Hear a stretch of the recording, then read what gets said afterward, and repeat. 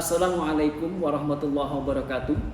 Yang saya hormati Bapak Ibu tim penilai sertifikasi dosen, izinkan saya memperkenalkan diri. Nama Sapudin. Saya adalah peserta sertifikasi dosen dari Institut Bisnis dan Komunikasi Swadaya Jakarta, program studi Strata 1 Akuntansi. Mata kuliah yang saya ampu adalah Sistem Informasi Akuntansi bobot 2 SKS. Capaian pembelajaran mata kuliah adalah sebagai berikut. 1. Mampu menjelaskan konsep sistem informasi akuntansi, karakteristik, tujuan, serta fungsi-fungsi pokok sistem informasi akuntansi.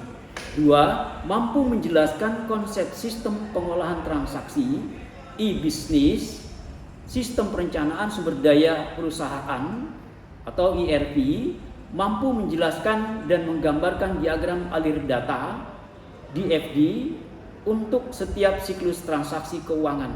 4. Mampu menjelaskan konsep keamanan dan keandalan sistem informasi akuntansi.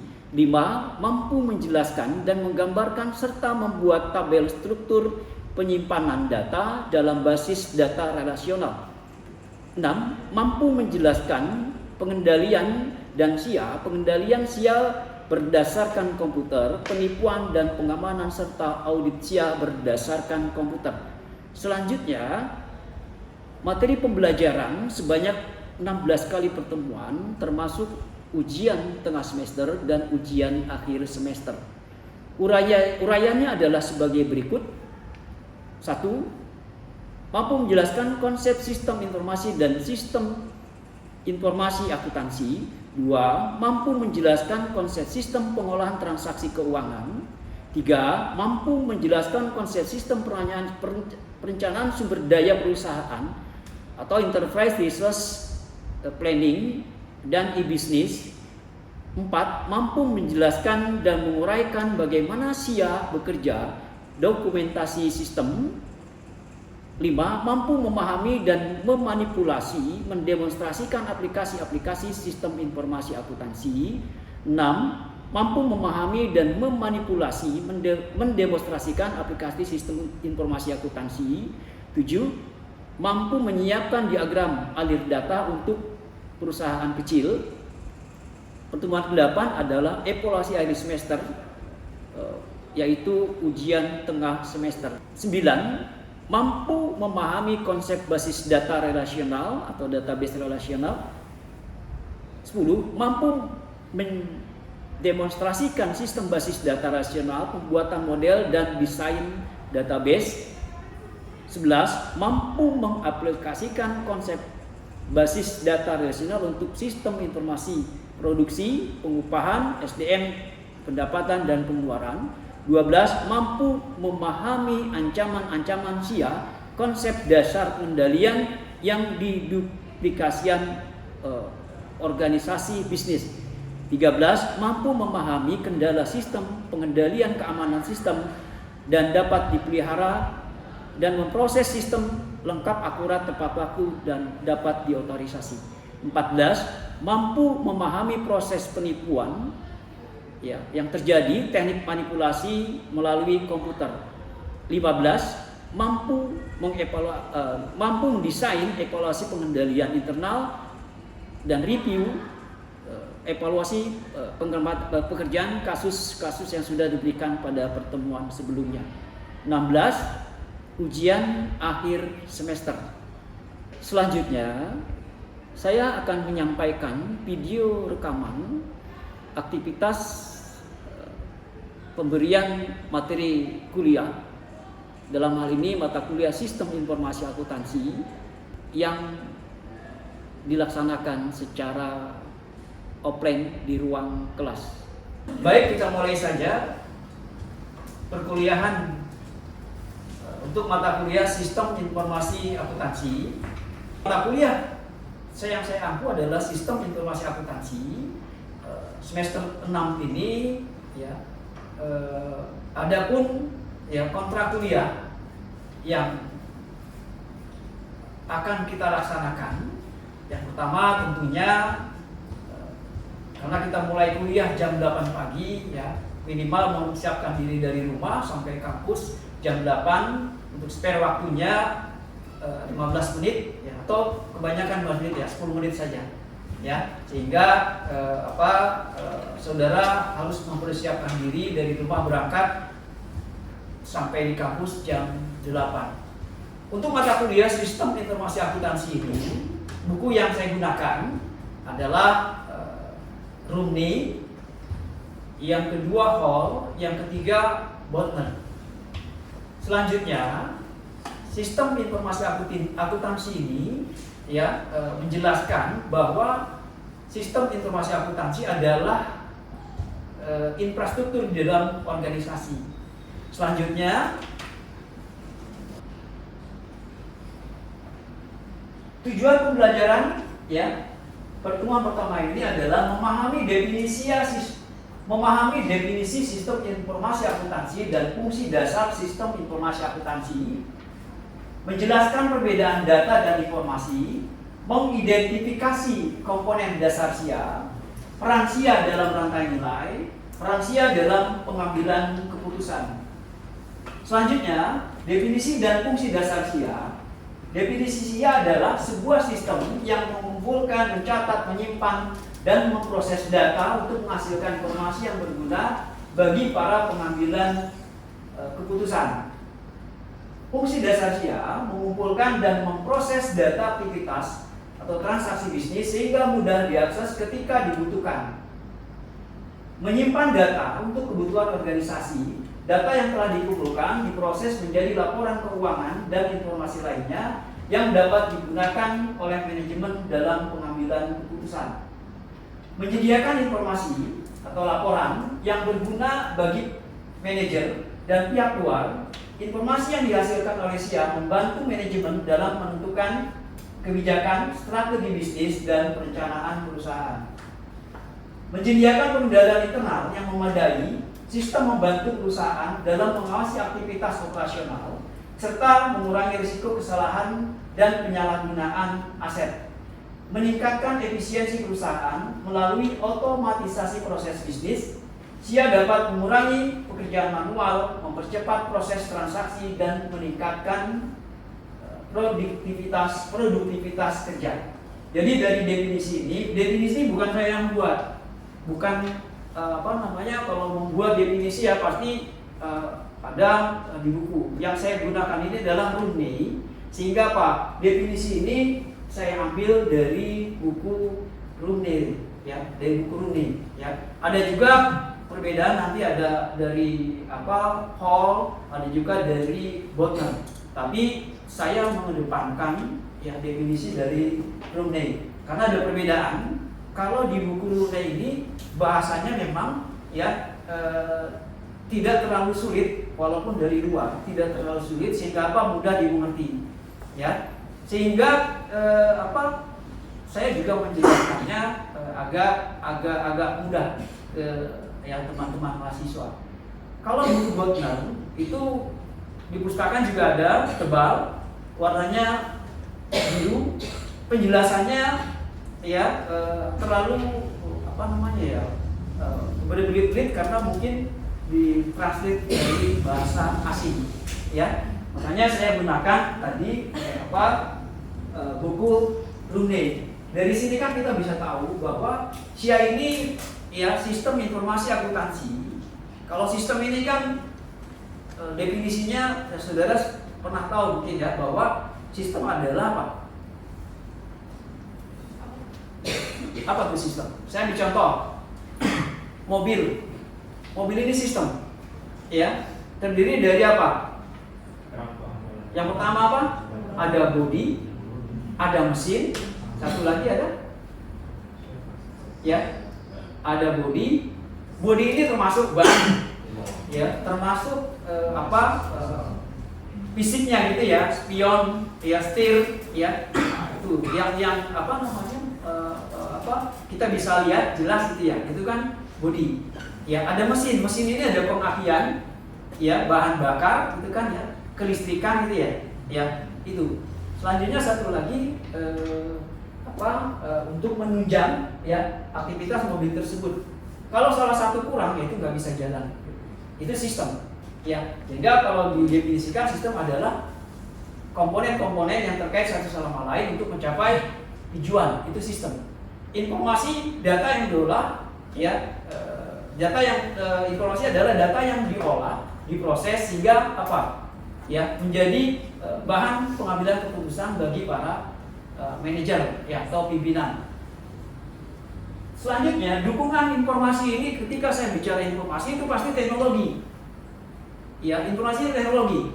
Ya, kalau dulu informasi dapat dari surat kabar, ya, ada orang gitu kan, sekarang mungkin udah nggak ada lagi. Karena apa? SIA ini dari mulai saya mengajar kebetulan SIA dari edisi yang dari mulai 6, 7, 8, 9, 10 gitu. Itu berbeda-beda, tapi dia tetap mengkaitkan teknologi.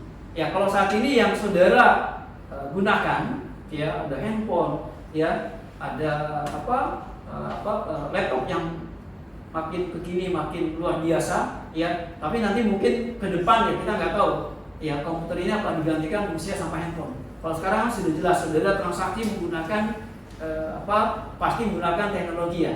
Ya.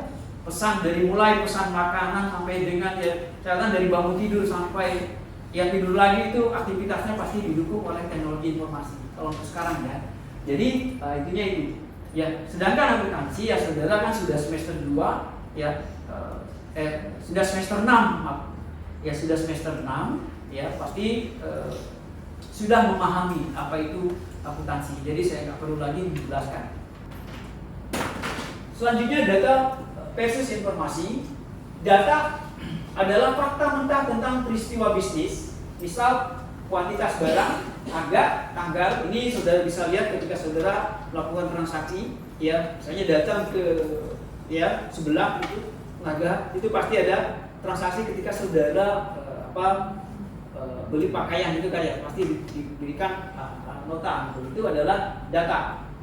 Pemrosesan, ya, SIA memproses data dari data mentah diproses, kemudian menjadi informasi. Informasi ini yang penting bagi para pimpinan perusahaan untuk pengambilan keputusan. Misalnya, ya, datanya di gudang sekian itu, ya, sehingga informasi yang disampaikan untuk, ya, pemrosesan data ini, misalnya bahan di gudang tadi, ya, itu kurang, ya. Dengan adanya informasi, ya, akan dihubungi supplier untuk bahan baku misalnya. Selanjutnya, karakteristik informasi yang berguna, akurat, tepat waktu, relevan, lengkap, dapat dipercaya atau reliable, dan dapat diakses. Ya, yang terpokok sebetulnya penting, tapi yang intinya di dalam sistem informasi akuntansi, ya, itu data dapat diakses dan diminta ketika dibutuhkan. Jadi kalau nggak bisa diakses, ya percuma. Sistem sebagus apapun, ketika data tidak bisa diakses, itu dibilangnya gagal. Sistem, ya, gagal. Kenapa? Karena tidak bisa diakses. Selanjutnya, komponen dasar SIA, manusia. Manusia merupakan pengguna dan pengelola sistem, ya, seperti akuntan, manajer, operator sistem, pegawai yang terlibat dalam pengolahan data. Yang kedua, prosedur dan instruksi. Prosedur merupakan serangkaian langkah yang digunakan untuk pengumpulan, pemrosesan, dan penyimpanan data. Prosedur yang jelas dan terdokumentasi dengan baik akan membantu perusahaan menjalankan aktivitas perusahaan secara konsisten dan efisien. Data merupakan bahan baku utama dalam SIA. Data yang dikumpulkan berasal dari berbagai transaksi perusahaan, data bisnis yang relevan, misal faktur, jurnal, seperti penjualan, penerimaan kas. Data tersebut diolah menjadi informasi yang bermanfaat bagi pengguna. Perangkat lunak atau software, program yang digunakan untuk memproses data. Selanjutnya, infrastruktur TI atau hardware, komputer, server, jaringan, device penyimpanan. Berikutnya, pengendalian internal, mekanisme pengamanan data dan sistem pengendalian internal bertujuan melindungi aset perusahaan, menjaga keandalan informasi, serta mencegah terjadinya kesalahan dan kekurangan. Saya ingin menggarisbawahi bahwa yang semuanya, ya, dari manusia, prosedur, data, perangkat lunak, infrastruktur, dan pengendalian, ya, semuanya adalah untuk, ya, organisasi yang baik. Tetapi di sini ya ada bagaimana melindungi aset. Ya, aset ini kan ada dua. Kalau di sistem informasi, aset logik dan aset fisik. Logik ini apa? Data yang tersimpan ya di dalam server. Ya, seperti saudara ketika input awal dari dokumen sumbernya adalah ketika saudara kuliah kalau di kampus ini kan saudara input dimulai dari KRS. Ya. Nah, itu kan semuanya logik. Dari KRS terus nanti dicetak ya setelah saudara isi ya cetak kartu UTS, cetak kartu UAS, cetak nilai, itu sumber datanya dari dari saudara input KRS, itu logik. Sementara kalau dikatakan ya itu yang harus dilindungi. Ya kalau di perusahaan sama, di manufaktur, di jasa, di dagang sama seperti itu pada saat ini. Karena kan tadi kita bicarakan SIA itu bicaranya informasi. Informasi ini sekarang yang fisik-fisik sudah bukan dihilangkan. Kalau di akuntansi ini sudah dihilangkan. Di sana kan less paper gitu ya. Kayak itu. Nah, yang kedua aset fisik. Ya, aset fisik ini Aset fisik ini adalah ya dimulai dari ya kalau di perusahaan itu ada peralatan, mesin, ya di ruang ada AC, ya terus ada seperti saya contohkan kalau di sini kan ada peralatan ini lengkap. Sehingga apa? Bagaimana menjaga asetnya dikunci dari sini, dikunci dari depan, dari mulai security di depan, ya bagaimana mengamankan aset ketika malam hari pasti dikunci di depan.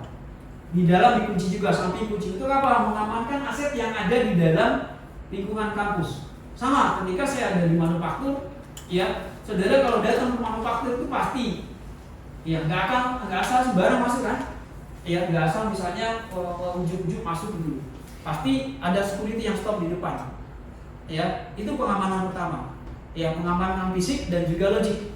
Ya setelah itu, ya kalau saudara, ya kalau di sini kan di kampus. Ya, saudara datang, ya aman aja kan, karena sudah ya boleh dibilang ya untuk umum, ya hanya malam mungkin security yang jaga untuk menjaga lingkungan kampus ini. Ini aset semua kan ya, mau fisik mau logik aset. Kalau di manufaktur saudara datang nggak mungkin langsung ya masuk ke ruangan, pasti ditanya sama security. Kalau ditanya keperluannya apa, mau ketemu siapa gitu kan, nanti disuruh isikan buku tamu kan. Setelah itu dikasih kartu tanda pengenal saudara itu tamu. Itu seperti itu. Itu untuk mengamankan aset juga, baik fisik maupun logik. Ya, nanti akan dibicarakan lebih lanjut di pertemuan berikutnya. Selanjutnya, peran SIA dalam pengambilan keputusan. Tingkat keputusan operasional harian SIA menghasilkan laporan transaksi, misal data piutang jatuh tempo. Yang kedua, taktis jangka menengah. SIA menghasilkan laporan kinerja, misal anggaran PS versus ya realisasi. Yang ketiga, strategi jangka panjang. SIA menghasilkan laporan eksekutif, misal proyeksi arus kas selama 5 tahun.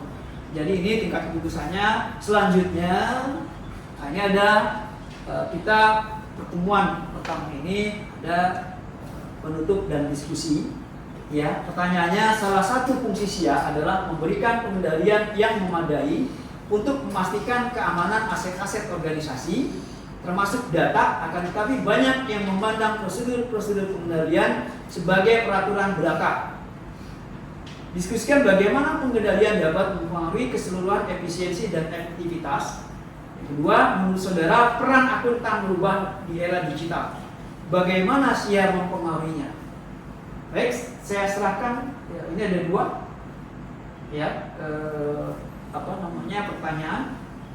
Silakan saudara jawab pertanyaan ini.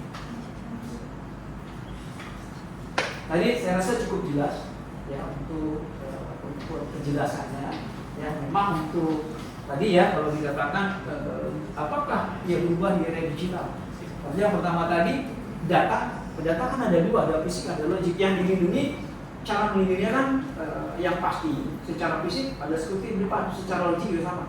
Ya, lebih logik ini lebih mengedepankan. Ya, saudara kan ada gunakan sandi ketika masuk di akun ya. Saya juga. Silakan dijawab. Kakak saya Pak, saya izin menjawab pertanyaan yang pertama, yang mana soalnya salah satu fungsi SIA adalah disebutkan bagaimana pengendalian dapat mempengaruhi keseluruhan efisiensi dan efektivitas. Berdasarkan materi, salah satu fungsi dasar sistem informasi akuntansi atau SIA adalah menyediakan pengendalian internal yang memadai. Pengendalian internal bertujuan melindungi aset perusahaan, menjaga kedalaman informasi, serta mencegah terjadinya kesalahan dan kecurangan. Selain itu, pengendalian internal juga merupakan salah satu komponen dasar SIA yang mendukung keamanan data dan juga sistem. Pengendalian juga berpengaruh terhadap efisiensi karena mampu mengurangi pekerjaan manual, mempercepat proses transaksi, dan meningkatkan produktivitas melalui otomatisasi proses bisnis. Sementara dari sisi efektivitas, pengendalian menghasilkan informasi yang berkualitas sehingga membantu manajemen dalam mengambil keputusan yang tepat. Oleh karena itu, pengendalian harus dipandang sebagai faktor pendukung keberhasilan perusahaan, bukan hanya sebagai aturan administratif. Menurut saya seperti itu, Pak.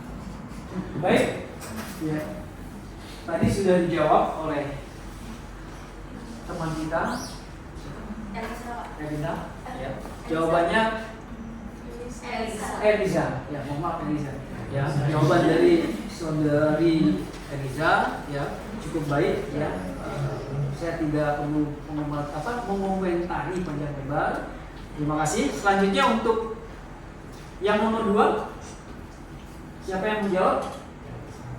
Saya Pak, saya ingin menjawab pertanyaan dari nomor 2. Menurut saya, peran akuntan sekarang lebih mengarah kepada pengawasan dan juga mengambil keputusan dalam melakukan pencatatan laporan keuangan.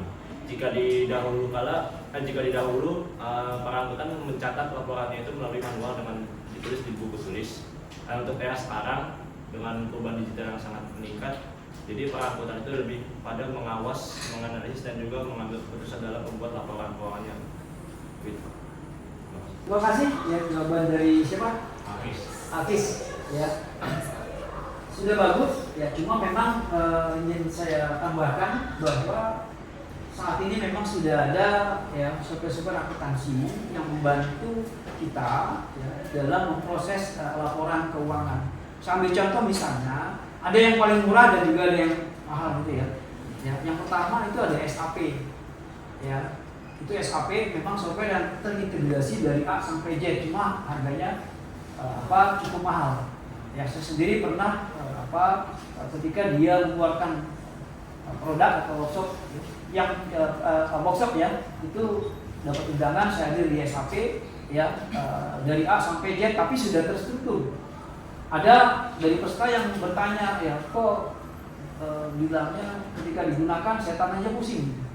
Ya, kenapa? Karena perusahaan itu memang strukturnya ketika data kan prosedural di akuntansi ini masih berantakan sehingga waktu diterapkan nggak masuk.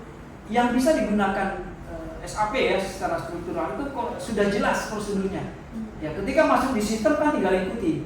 Karena SAP ini software yang jadi gitu.